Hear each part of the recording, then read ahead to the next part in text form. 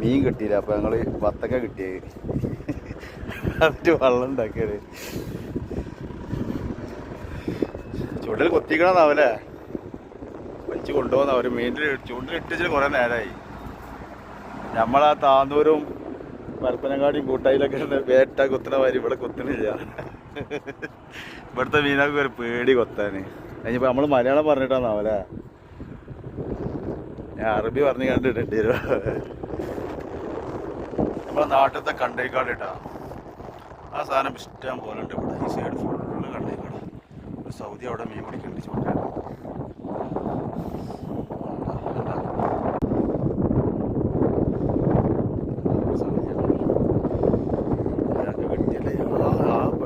അരിയ അയാളിത്തെ മറ്റേ സാധനമൊക്കെ ഉണ്ട്, റൂപ്പ് അതിൽ കിട്ടുന്നുണ്ടാ. ആ നമ്മൾ ചൂണ്ടിൽ അവിടെ കൊണ്ടിട്ടണോ?